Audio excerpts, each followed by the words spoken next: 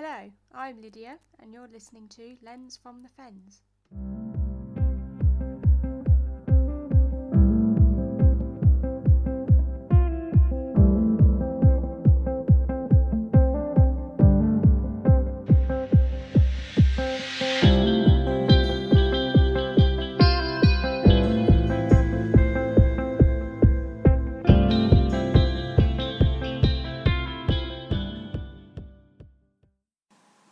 Hi everybody, welcome to another episode for Lens from the Fens. I am Lydia. If you've just joined, hello and welcome. It's been very, very hot over the last, obviously, few days. People have been enjoying the hot weather, sunshine, although quite a few of us have been struggling with it, like I have. I got sunburn on my arms when I was out volunteering at Frampton the other day, so I'm recovering from that. But I have been out and about to try and find the cranes at Willow Tree Fen. I've been a couple of times now, and I met some of the volunteers for the Lincolnshire Wildlife Trust who have been keeping tabs on them, making sure that the chick is healthy and that the parents are still around trying to feed it and coax it to fly. The times I've been, I haven't been able to see them. There was probably a glimpse of one in amongst the vegetation, but I haven't had a clear sighting of them as of yet, so I'm still going. Hopefully they'll stay around for a bit longer. The reserve is still closed, but the scope that we have across the reserve is quite good. It's just that the vegetation is quite tall now, so despite the cranes obviously being tall birds, they hide quite well in amongst the grasses and reeds. So I think it's just all in the case of being at the right place at the right time. So I do plan to go again within the next week or so, but for now I'll just keep tabs on, and if there's any sightings or recent sightings of them, then I'll try and go there as quickly as possible. So I've got a few bits of recent news just to touch lightly on before I get into the episode. There has been the recent topic surrounding the grouse shootings within the Scottish Highlands, and with that there has been the suspicious disappearance of Tom the golden eagle, who was part of a successful breeding programme, and he was around the Island Bull, which is a place where I've been to before, and then the last known tag was towards the Grouse Moors in mainland Scotland in the spring of this year. There's been no evidence as to where or what might have happened to Tom, no tag, no carcass or anything like that. Obviously, where things stand, it is possible that he has been shot and killed, and a lot of bird lovers like myself and Chris Backen have touched quite highly on this subject as to the protection of our birds, eagles that visit the area. So that is obviously really unfortunate, and I hope that justice is given for these magnificent birds, and that whoever is responsible for the disappearance of him is soon found. There's been even more recent news regarding golden eagles within the UK. There has actually been a successful rear of a golden eagle chick on a Scottish Highland estate for the first time in 40 years, which is really good positive news during the time of knowing about Tom the golden eagle of his recent disappearance. So now I'm going to move on to today's topic for this episode. And if you remember my last episode where I hinted about what it could be, I hope you had time to think about what it is. It is in fact the mystery of the Fen Tiger. So this tale has been mentioned repeatedly throughout my time of growing up. There's been a plethora of reported sightings. Obviously, a lot of the evidence, in quotes, that people have gathered for this are quite questionable in terms of quality of the image, whether it is actually the Fen Tiger. But with that, I'll let you decide. I shall include the images of said sightings and of the evidence gathered surrounding it. So it's fascinating regardless. Obviously, there's a lot of speculation as to whether it is a big cat. There's been suggestions that it's actually to do with the infamous black dog, which has been going over the last 100 years. And there has actually been a suggested sighting of this year, at the beginning of this year, just before the lockdown began. So with that, I have collected a rough timeline of sightings in and around the Fen area. A lot of these have been collected from Cambridgeshire Live and Lincolnshire Live websites. So everything in terms of the sightings that have been reported, they're all from those websites. So that's where I got my information from. So over the last few decades, there have obviously been other supposed big cat sightings all over the UK. There's been the Beast of Bodmin, the Surrey Puma, and a lot of conclusions of this is that the big cats are escapees from places like zoos or even as pets, which is just astounding to know. Way back in 1903, a Canadian lynx was shot and killed in Devon, and it is now on show at the Bristol Museum. And analysis of the lynx's teeth suggested that it spent the vast majority of its life in captivity. So it could either be a small wildlife park or as even someone's pet, again, which baffles me. And then in 1980, a puma was captured in Inverness-shire, and it was kept at the Highland Wildlife Park Zoo, and it was then named Felicity. It was noted that during the time she had been tamed throughout her life and even enjoyed fusses and tickles from the zoo staff. And eventually when she died, she was then stuffed and placed on show at the Inverness Museum.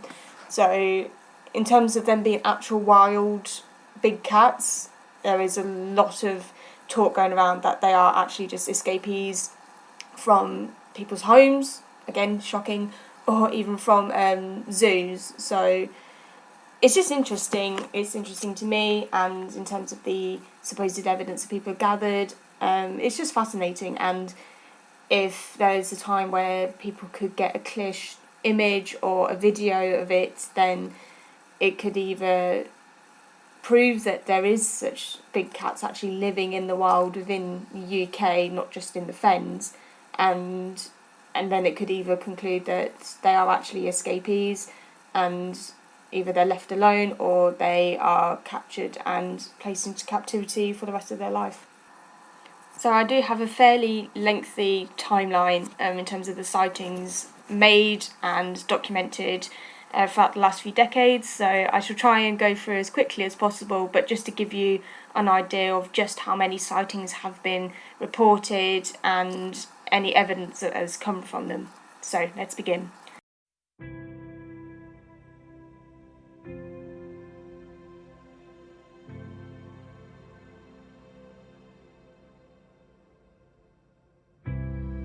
So the first report of a big cat within Cambridgeshire, through the Cambridgeshire Live records, was the summer of 1978 at Bourne Airfield near Cambridge. A police search was conducted, but it was given the all clear, and then some of the residents near the airfield actually noted that there has been or was a large ginger tomcat spotted by the residents, so that is possibly ruled out as being a big cat. So a few years later, there was a report from the month of February in 1983 where there was details of a dust cart driver named Gordon Wheeler who saw a strange puma-like animal in the grounds of Anglesey Abbey in Lode near Cambridge. At the time, he said that this black animal came straight across the front of the lorry, moving very fast. It had a deep body, about the size of an average dog, with a pointed nose, long legs and a short bobtail. He also quoted, "I had lived all my life in the country and known most wild animals, but I have never seen anything like this before. I don't know what it was." In the following year of 1984, more reports of big cats roaming the countryside came in. Reginald and Doris Savage are convinced they saw a puma-like creature in Cottenham, Cambridgeshire. Farmer Robert Norman of Smith End thought he saw a cheetah run from a field of sugar beet into a field of cattle. While at Borough Green of Kent, police were said to be investigating a motorist's report of seeing a large cat on the Dullingham Road. In 1985, a mysterious menace caused 12 baby rabbits to die of fright after it ripped open a hutch in Milton, Cambridge. Days earlier, Valerie Roberts described hearing a terrible scream outside her Histon home in Cambridge late at night. She saw a large, fluffy, furry, reddish-brown coloured beast slinking away from the body of her 10-year-old cat, Mickey. Fast forward to the 1990s and the Fen Tiger, in quotes, is back. In 1993, it terrified teenagers Darren Rule and his brother Steve in the woods beside Gog Magog Golf Club at Shelford Bottom, Cambridgeshire. The pair had driven to join friends at a camp spot where they were startled by something big and black coming towards them. Darren quoted, "It was the size of a large dog but moved like a cat, and it was breathing and panting heavily. We were a bit shaken and got into the car quickly, and then it vanished." It was in the year 1994 where the newspapers headlined, "The Fen Tiger is real, alive and on the prowl." The elusive wild cat was finally caught on video by William Rooker near Oakenham Road, north of Cambridge. The 2-minute long footage shows a large, long-tailed cat slinking into the middle of a field, sitting for a short while before darting away at speed. A Cambridge University zoologist was shown the recording by the newspapers and said he believed it to be a 3-foot-high puma, leopard or jaguar. He then quoted, "I'm prepared to place a small bet on it." A few years later, in 1997, staff at Sutton's Village Hall near Ely, north of Cambridge, are warned to keep children indoors after builders spotted what may have been the legendary Fen Tiger. Ely police were called to investigate. A gentleman named Richard Hughes said they're adamant that they saw an animal that was bigger than an Alsatian and with a black coat. In 1998, a group started painstakingly monitoring sightings of the Fen Tiger across Cambridgeshire, Norfolk, Lincolnshire, Leicestershire and Suffolk. The coordinator, Bob Engledow, told the news that there could be a total big cat population of 40 animals across Britain, plus several pockets of lynx. He argued that big cats appeared in the wild due to a change in legislation in 1976, which leads some owners of exotic breeds to release animals into the wild. Mr. Engledow said 300 big cats could be roaming the countryside by 2020. So as if enough has happened already this year, we could have potentially more big cats in the countryside. Images of a paw print in the snow were collected. The 6-inch prints were taken by a Rachel Slater, who said, "I just don't know what sort of animal could make prints that big. I can't imagine it was a dog. It could be a big cat, maybe a puma." During the years of 1998 to 2010, residents called police 63 times about the mysterious creatures. In 2000, big cats were seen in locations such as Soham, Foxton, Castor, Alconbury, Land Beach, Eton, Knapwell, Longstatten and Ely. The following year the trail led to Trumpington, St Neots, St Ives, Soham and Whiton. In 2002 there were reported in Chatteris, St Neots, Royston, Peterborough, Histon, Balsham, Cottenham, Longstatten and Soham. The following year there were more sightings reported in the locations of Milton, Harston, Grantchester, St Ives, Godmanchester and Swansea. Then later on in 2006, sheep were found dead in Huntingdon with claw marks and a large cat was seen on a common in St Neots. In 2009, the trail then led to Hawkston, Sawtry and Elm, and last year in Upwood and Somersham. Now heading into the 2010 onwards, there were 3 reports, including a large cat seen in the garden in Somersham and a very large wild cat seen in fields in Little Evanston. A large wild cat was reported attacking domesticated cats in Great Shelford as well. A paw print image was also collected near the site. There was one report in 2011 of a puma-type animal running across the garden in Upwood, and in Shrepford Wildlife Park they sent out wildlife investigators in 2011 after 4 people reported sightings of big cats in a 10-mile radius around Royston and Melbourne. The park set up cameras but nothing was found. In 2012, a cyclist claimed to have spotted 2 large black panther-like creatures in the snow in Falmere Road, Melbourne. There were also further sightings in the villages between Royston and the M11. In the month of August 2012, Alan Bates of Fordham in Newmarket reported seeing a black panther-like beast on a country road in Shepworth. Again, in 2013, there was just one report made to Cambridgeshire Police describing how a sheep was attacked by an unknown animal, possibly a cat. In 2014, the sightings of the creature in that year included a report of a panther seen in the back garden in Friday Bridge, a quote, big cat walking across the road in Cumberton, and a heavily mauled deer carcass in Melbourne. A few years later, in the year of 2017, a delivery driver took a picture of what he convinced was a black panther near his house in Lincolnshire. The gentleman named Steve Parker, aged 45, pulled up to take the picture after spotting what he said was a large cat close to his home in the village of Oakthorpe near Bourne. The mobile phone delivery driver had to pull over on the country lane to get the image and has no doubts about what the grainy image reveals. In 2019, on April the 11th, Matthew Brocklebank said, "This morning on my way to work, looking along the old railway line in Somersham, I saw something that was black and bigger than a house cat." So that leads up to the recent sightings recorded in 2020. So a large wild cat with big claws had been spotted in a man's garden, raising suspicions that the legendary Fen Tiger is still on the loose. The man who photographed the animal on April the 11th said it was about the size of a fully grown Labrador and too large to be a more common, smaller species of wildcat native to the UK. He also said that it wasn't the first time he'd seen the creature in the area, and on other occasions he just wasn't able to get the pictures. He then quotes, "Initially I thought it was the European wildcat, but then I went to my colleagues at the university and they said it can't have been, as this animal was way bigger. Again, about the size of a fully grown Labrador dog." I then retrieved this original article and there have since been updates. So a local man has actually come forward to claim that it was his pet cat named Guffman. So again, that rules out the possibility that the Fen Tiger was in the area at the time.